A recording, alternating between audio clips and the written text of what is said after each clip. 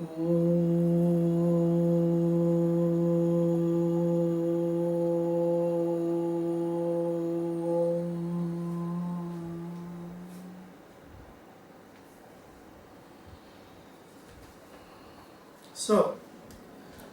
we are in the first section of Synthesis of Yoga.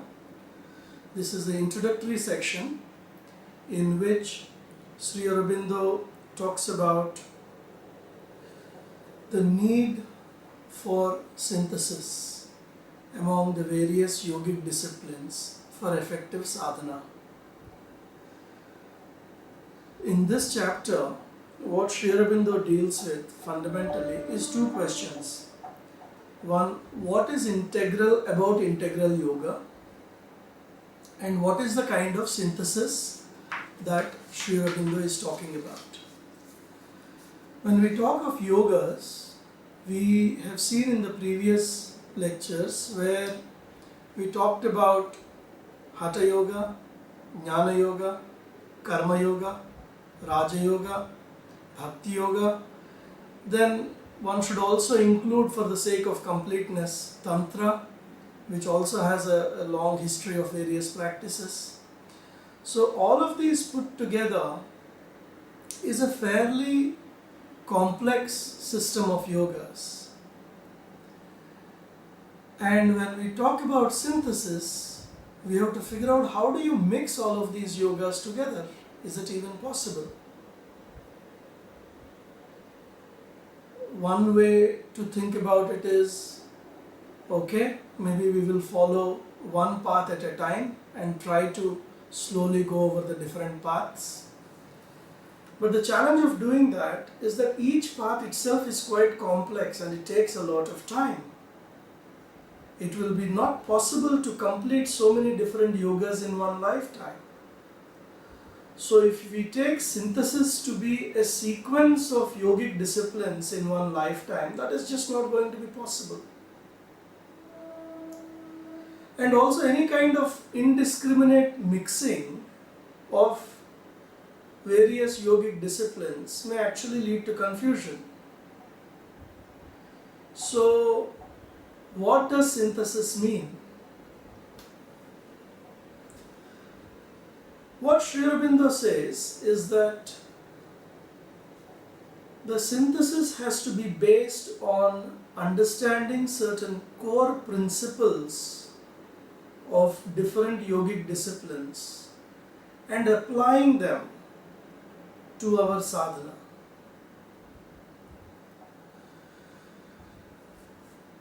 Each of us has a different temperament, each of us has a different nature.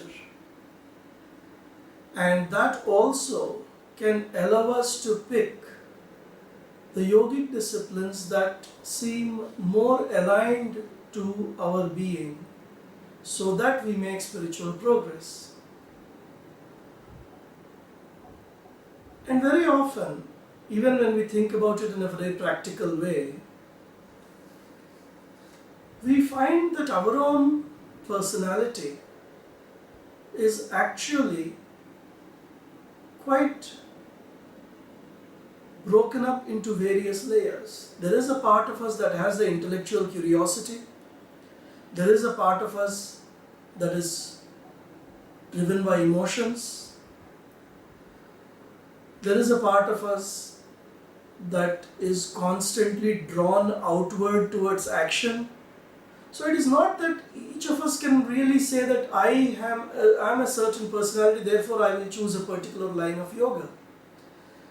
Both within our personality at a given point in time and also within one's lifetime, given our various experiences and a process of maturing, if you will, we may find different yogic paths applicable to us at in different places, at different points in time. So the idea of synthesis is to take upon some of the central principles that apply to us from each of these yogic disciplines. And this is somewhat of a contrast to perhaps the way the debates and discussions were held a few hundred years ago when each yogic discipline tried to trump the other yogic discipline by saying that A is superior to B and B is superior to C and so on and so forth. The idea here is to harmonize, picking what is suitable based on our own nature and then applying those principles in a meaningful way. One of the themes that Sri Aurobindo touches upon right as he begins this chapter of synthesis is the theme of Purusha and Prakriti. It appears in Tantra for sure. It appears in Sankhya Yoga. And the idea of Purusha and Prakriti is to understand that our consciousness is not just a single mass of consciousness. There are two elements to our consciousness. There is a part of us that is self-conscious, that can step back, that can stand behind the action that is around us and not get carried away. This is what is normally referred to as the Purusha aspect. And then there is the dynamic part of us which is vibrant, driven by energy, which is the Prakriti aspect. Sri Aurobindo talks of it as how Purusha is the nature of Sat, the conscious, self-existent, pure and infinite. And the Shakti or Prakriti being referred to from the point of view of Chit. So we are referring to the Satchidananda concept and saying the Shakti aspect, the dynamic aspect, is drawn from the Chit part of Satchidananda. The power of Purusha's self-conscious existence. These two energies, Purusha and Prakriti, the awareness and the action, the active force, basically become at the individual level in ignorance inside of us Purusha and Prakriti, and another way at the highest level Shiva and Shakti. And this particular theme of Purusha and Prakriti is one of the most important themes that recurs in other sections of synthesis of yoga.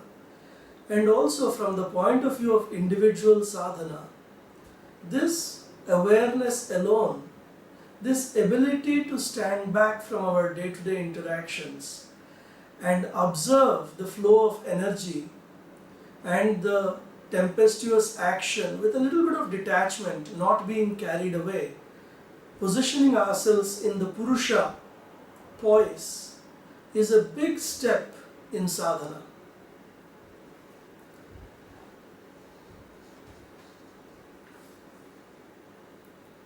And Sri Aurobindo further talks about how if the Purusha and the Prakriti arrive at their respective poise, then the action of these two together in harmony becomes the ananda of the becoming. The manifestation ensues from this ananda. There is a joy in this manifestation. So that is how Sat, Chid and Ananda come together. At the individual level, that becomes Purusha and Prakriti, and when that harmony is established, there is the realization of the bliss in the individual. Nature therefore proceeds from Purusha.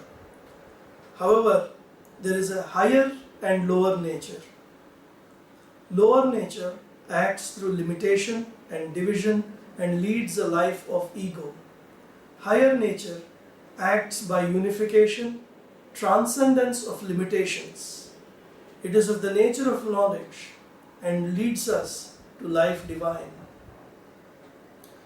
The passage from the lower nature to the higher nature is the aim of yoga. So, we all live our day-to-day existence dominated by action, by throwing of our energies outward. The unfortunate reality is 99% of the time these energies are thrown out with the central principle of ego behind them. The idea is to move away from the ego. That is when the lower nature, the grip of the lower nature is released and higher nature comes into play. And once we are able to step back, let go of this feverish action and dominance of emotions and ego on our life, and gradually take our poise at the higher level, that is when the Purusha poise of consciousness becomes possible.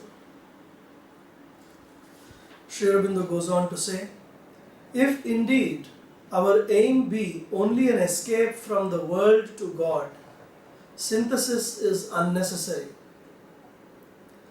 If our aim be a transformation of integral being into the terms of God existence, then synthesis becomes necessary. Sri Aurobindo is contextualizing where synthesis comes into play. Why is synthesis necessary?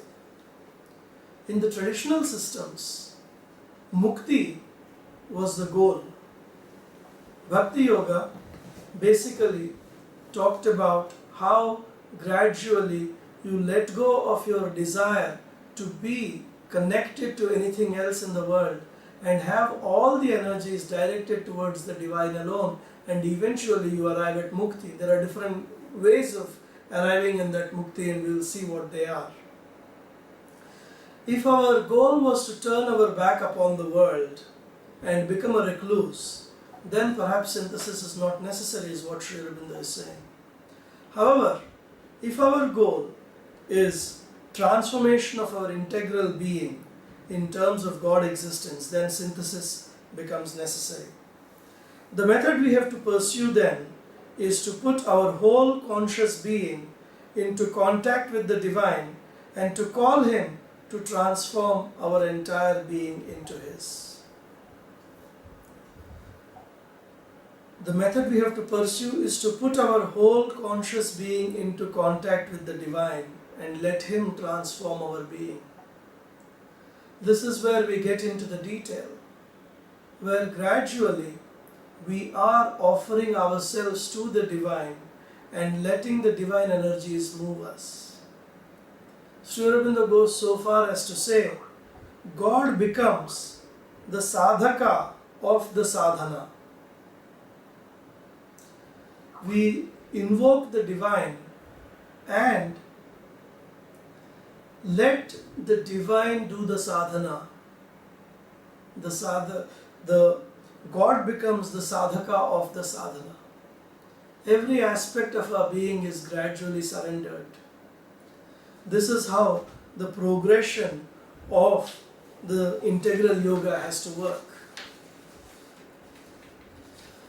The divine and all-knowing and all-affecting descends upon the limited and obscure, progressively illumines and energizes the lower nature, substitutes its own action for all the terms of inferior human light and mortal activity. It is a process of surrender. As long as we believe, even during our sadhana, that we are doing the sadhana or I am doing the sadhana, even that is an egocentric approach.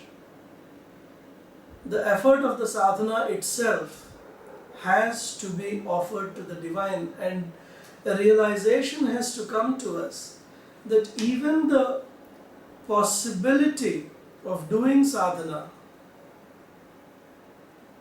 is available to us through the grace of the divine. And however difficult our struggle against our own lower nature, we must consciously reinforce in our own mind that it is He who is struggling to discover Himself.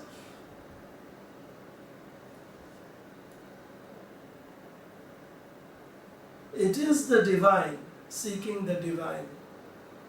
No matter how ugly a mask that he is wearing may look to us at this point in time. No matter how many limitations we believe we suffer from, no matter how many weaknesses we know we are struggling with, in one way, it is the divine seeking itself.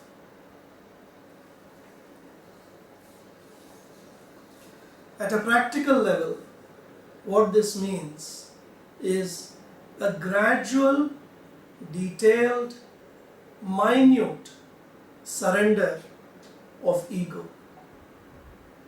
In everything that we do, in everything that we feel we do, in everything that we think we do, in everything that we feel that we desire.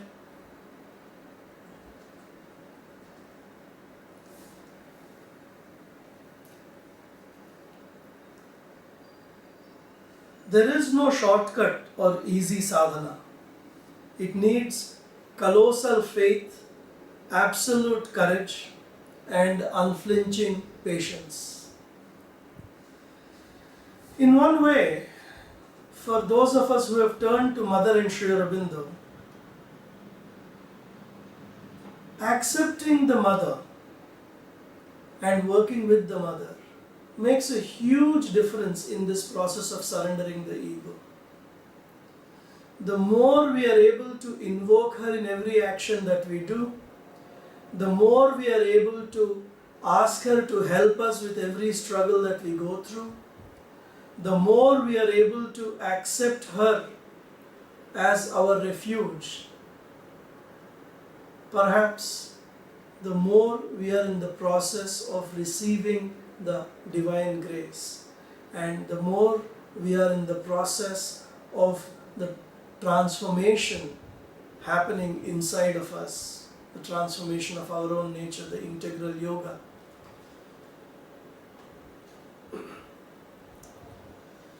So how does this surrender to the divine happen? It happens in 3 stages. The ego entering into contact with the divine, then a laborious preparation of the lower nature by the higher, and the eventual transformation. I think many of us are at least in the preliminary rounds of the first stage, where the ego has come into contact with the divine. Otherwise we wouldn't be where we are today. We have in some way come in contact with the divine, and we have somewhere a calling that makes us seek out the divine. But the second stage is of laborious preparation of the lower nature by the higher. The higher consciousness descends to transform the lower consciousness. And the more we surrender, the more we will be in a position to receive the higher consciousness. The more we meditate, the more we will be in a position to receive the higher consciousness. The more we run after the outside world 24 hours a day or 18 hours a day, unmindful of the inner contact, the farther we are from this progression. So, in one way, the method has been given to us. The only thing is, we have to put it into practice. Nobody else can do it for us. One can have the greatest guru in the world. Finally, the guru cannot transform you. The guru can only help you transform yourself. Last week I met with a lady, and we had a spiritual aspirant, and we had a chat, and she was talking about how perhaps if there is a guru who is physically available, then the process might get easier. And after a little bit of discussion, she herself agreed that finally, irrespective of whether the guru is physically alive today or physically not alive today, The grace of the Guru flows towards the disciple in abundance. The problem for 99% of us is that we do not seem to be able to receive that grace and use it and work upon ourselves. The Guru cannot change our nature if we are running with a blindfold on our eyes. The Guru cannot help us if we put ego in the center of our life and make ourselves miserable. He cannot transform us. He will only help us transform ourselves. Sri Aurobindo says the path is at once the most difficult imaginable, and yet, in comparison with the magnitude of its effort and object, the most easy and surest of all. On one hand, a very difficult path, on one hand, if you keep in mind that we are a soul that has been evolving for hundreds of lives, and today we have found both an inner calling as well as a Guru ahead in front of us, we can only say we are extremely lucky. And if surrendering to the Guru and surrendering to the Divine is what is going to help us evolve into higher consciousness, we must consider ourselves to be very, very lucky. We have found the formula. We just have to apply it now.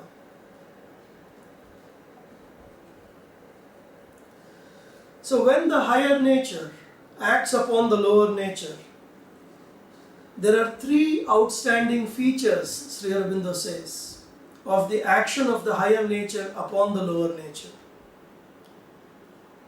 First, the question becomes, if the higher nature is acting on the lower nature, what is the process by which it works? Will it first help you clear all your emotional debris? Will it first silence your mind and give you complete nirvana? Or will it transform your body to have a golden color? How does the higher nature work? Do we see a halo around our heads? Sri Aurobindo says, there is no fixed method at all. It is free, it is a scattered, intensive working using whatever elements of nature are ready for the purpose of transformation. Depending on what elements of our nature are capable of receiving the higher light, the Divine works with those elements, those instruments. In one way, each man in this process has his own path and method.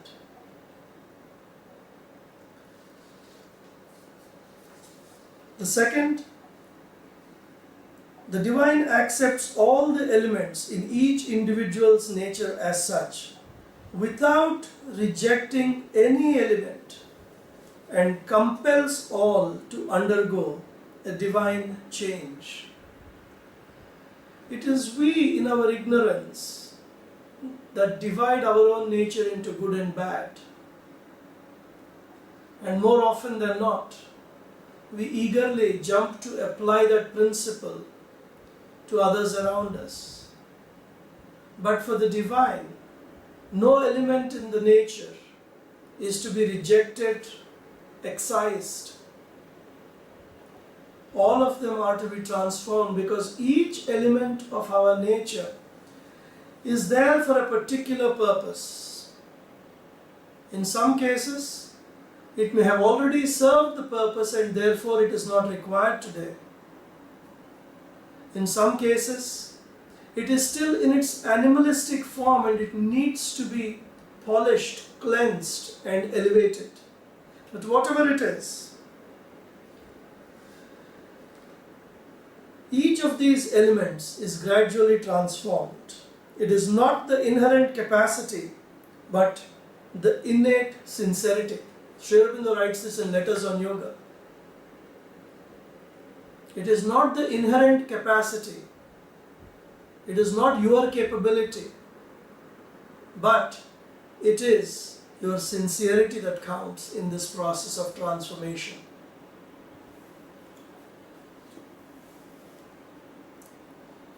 Elsewhere, Sri Aurobindo also writes that each weakness is a strength perverted. It is there for a purpose. But the idea is, if it has served its purpose in its current form, it needs to be transformed and elevated. So we talked about there being no fixed method. We talked about how all the elements are accepted and transformed. And the third point about the working of the higher nature on the lower that Sri Aurobindo points out is that the divine uses all of life's experiences as a means of integral yoga. The most repellent suffering, the most humiliating fall becomes a step on the path towards perfection.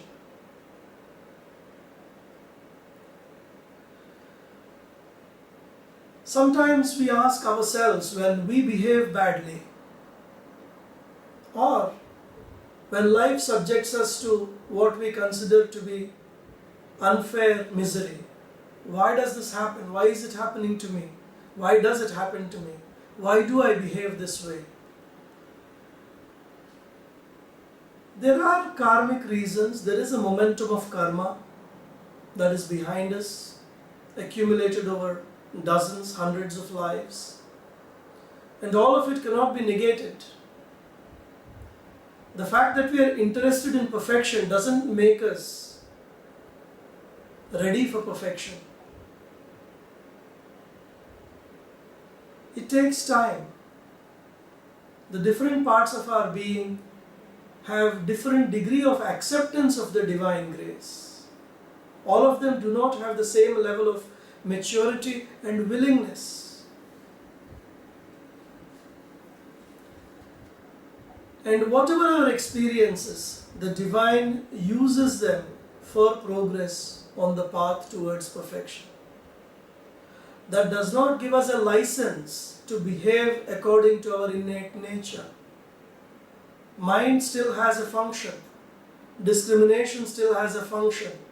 Conscience still has a function. In fact, I was talking to a brahmachari belonging to a particular ashram group. He was from South Africa, a Caucasian gentleman from South Africa, whom I met in Rishikesh.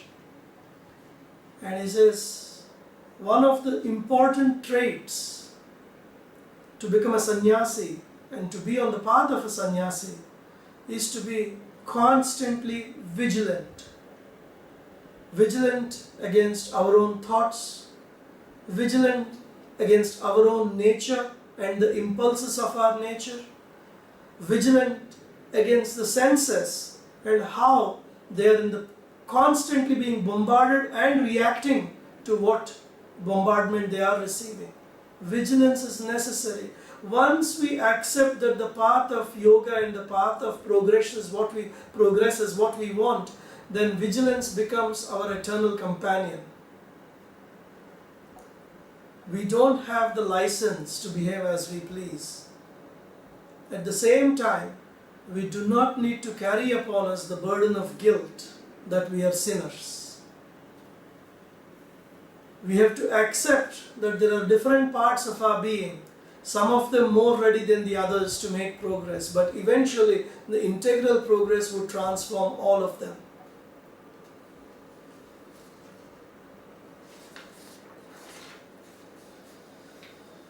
So once we go through the process of integral yoga, the question then becomes, what are the results? What are the results of this integral yoga? Where do we arrive at? An integral method has integral results. There are three aspects to these results again, just as there are three aspects to the process. Integral realization, integral liberation, and perfect harmony. perfect harmony of what? Perfect harmony of the results of the diverse yogic paths.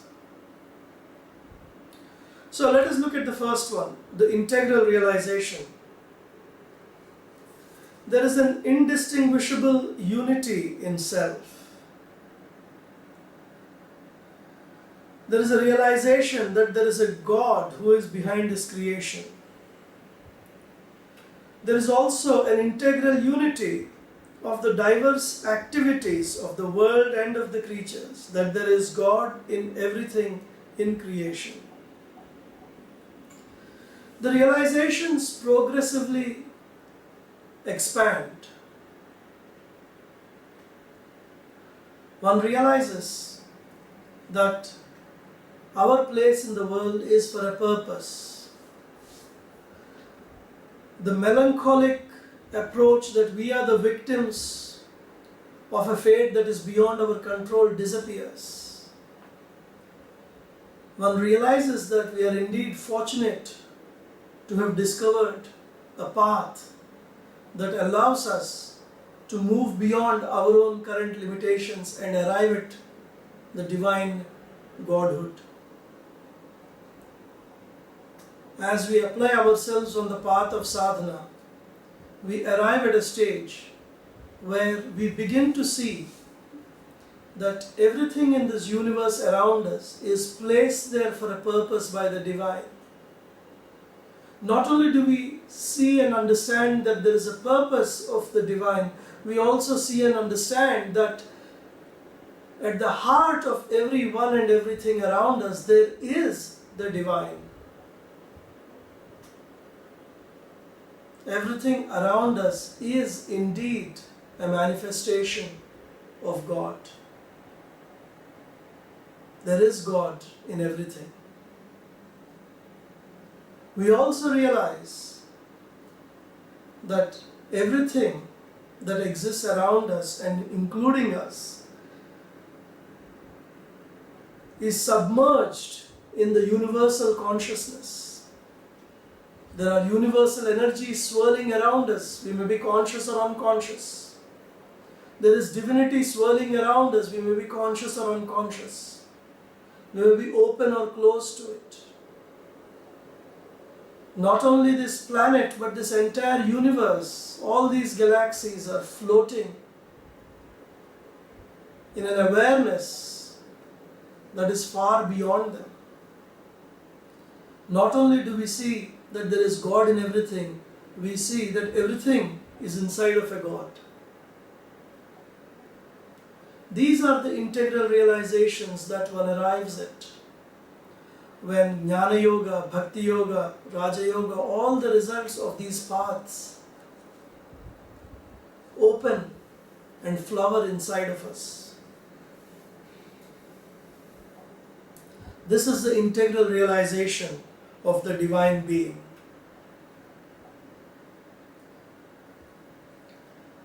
Then there is integral liberation. What is this integral liberation? In fact, Sri Aurobindo here refers to some of the themes that one sees in Vaishnava literature. In Vaishnava philosophy, Mukti is described in a good amount of elaborate detail. There is Sarupya Mukti. One has the same form as the Divine Lord. Salokya Mukti. One arrives at the loka, the plane of existence of the Divine, and begins to reside there. In Vaishnava Sampradaya, they talk about Goloka, where Krishna is said to be. In the Sampradaya of Lalita, the goddess, there is Devi Loka, where the Supreme Goddess reigns. And the individual soul, after its existence in the terrestrial plane, when it arrives at Mukti, when it arrives at liberation, it goes to the Devi Loka. So, these are examples of Salokya Mukti. You could also include Kailash or Vaikunta and so on. There are several other examples one can give. Then there is Sarishti Mukti, which talks about you have the same opulence and capabilities of the Lord.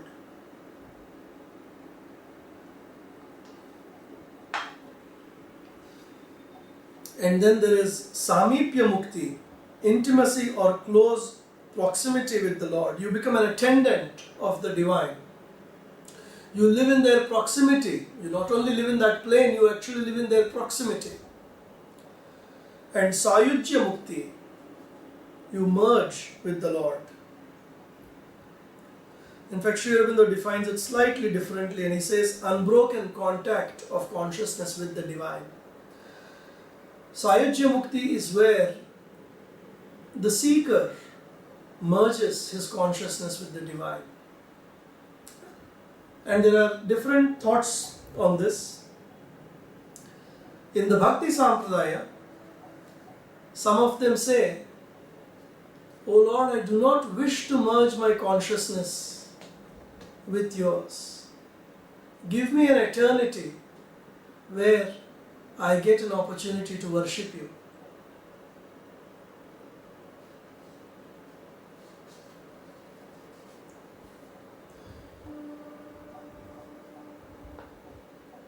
In one way, this varies from the schools of Indian philosophy of Dvaita, Advaita and so on.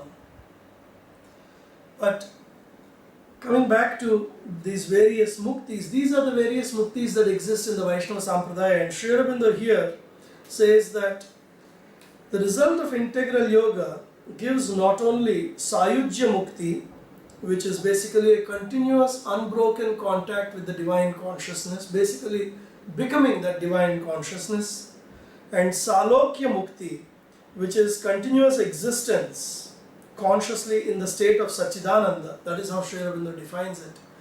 He says you not only get Sayujya Mukti and Salokya Mukti, but you also arrive at Sadharmya Mukti. You acquire divine nature while living on earth. The path of Sri Aurobindo here differs from the traditional yogic disciplines.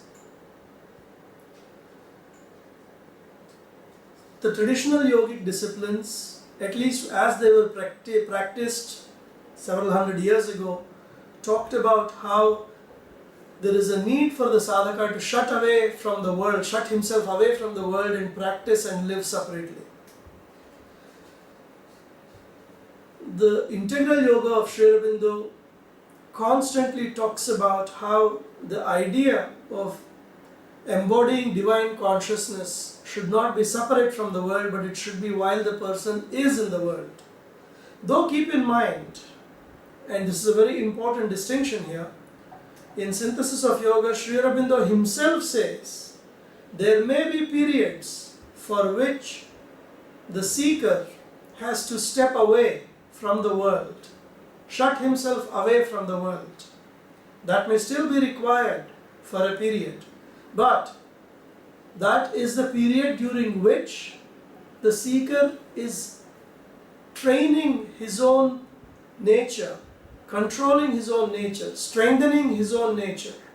But the goal of Sri Aurobindo is not to stay away from this world and acquire that strength, but to acquire that strength and live in this world in the way that he has described, which is Sadharmya Mukti, acquiring divine nature while living here.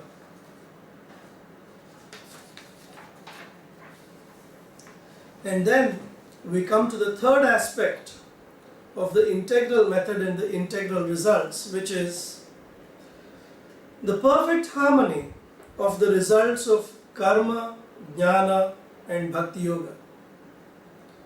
And Sri Aurobindo discusses several attributes here.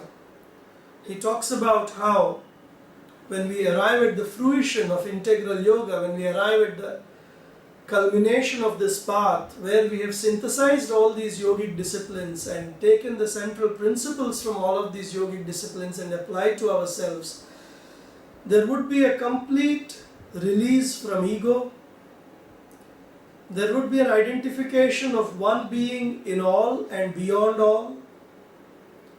There is a unity in beatitude, harmonized diversity in love, freedom in spirit that embraces life, not a withdrawal from life. And one also arrives at integral purity. And with this purity, one becomes a perfect reflection of the divine being. And that reflection is there in ourselves and a perfect outpouring of its truth and law in terms of life. There is an integral beatitude, ananda of all that is in this world, seen as symbols of the divine. There is integral perfection, perfection founded on a certain free universality of being, of love and joy. Perfection of mind and body, so that the highest results of Raja Yoga and Hatha Yoga are included. So Sri Aurobindo talks about how when we practice a synthesis and when we practice all of these yogic disciplines in a meaningful way as they are relevant to our nature, the results of the various paths manifest in us. Integral purity he talks about, and purification. There is actually an entire chapter on purification that one comes through very soon. When the higher nature descends to transform the lower nature, what is requested of us? What is requested of us is to maintain that purity. Follow the process of purification. Use the mind and the heart and the will that we are given by the divine so that the impurities of each of these layers of the physical, vital and mental are gradually expelled. It is a continuous process. And for any spiritual seeker, Patanjali's Yama and Niyama form the basis of how to arrive at purification. They are the basic guidelines laid down. We spoke about them in the previous discussion as well.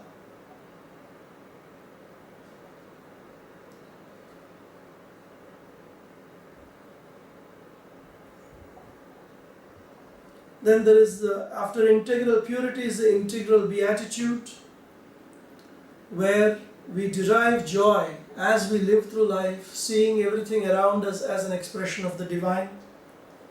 And integral perfection. And perfection, again, Sri Aurobindo talks about how at the various layers of our being one has to arrive at this perfection. And thus, Sri Aurobindo says, we would arrive at the synthesis of the 3 degrees of nature, what has already evolved, what is presently evolving, and what is yet to evolve. And also the 3 modes of our current existence, which is the body, the mind, and the spirit. So far, Sri Aurobindo talks about how through the process of synthesis, through the process of integral yoga, we arrive at the results at the individual level. And as though this were not hard enough, Sri Aurobindo goes on to talk about the universalization of this realization. Nor would the integrality to which we can aspire to be real or even possible if it were confined to the individual.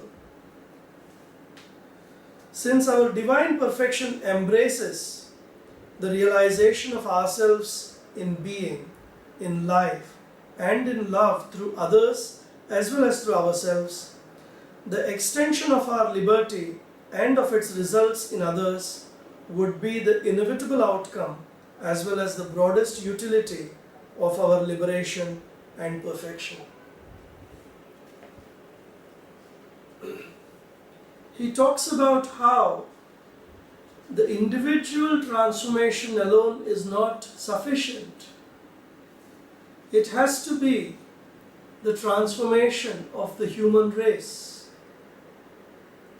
a transformation of all others around us.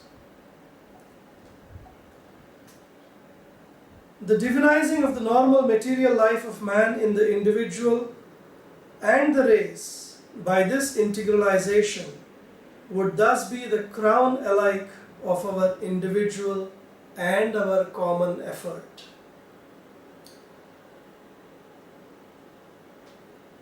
When we actually think about it, one has to really acknowledge the audacity of this vision. In a day and time and age when we find that the mass of humanity is drifting in any other direction than the direction of higher consciousness,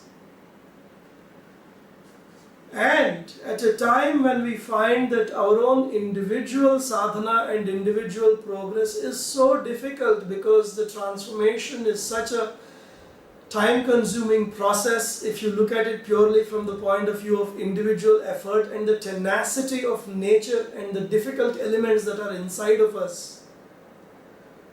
When you see these two aspects and you still read the philosophy of Sri Aurobindo, and he says the emancipation of the entire mankind is the crowning result of the sadhana of integral yoga, one has to only say it is only perhaps an individual who has transcended humanity that is capable of even having a vision of this nature.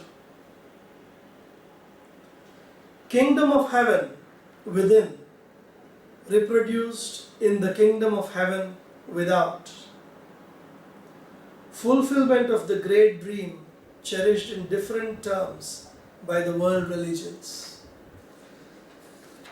It is not just the individual sadhana which allows us to arrive at perfection inside of us. Sri Aurobindo also talks about how the results of what are achieved, the results that are achieved inside of us have to reflect outside of us.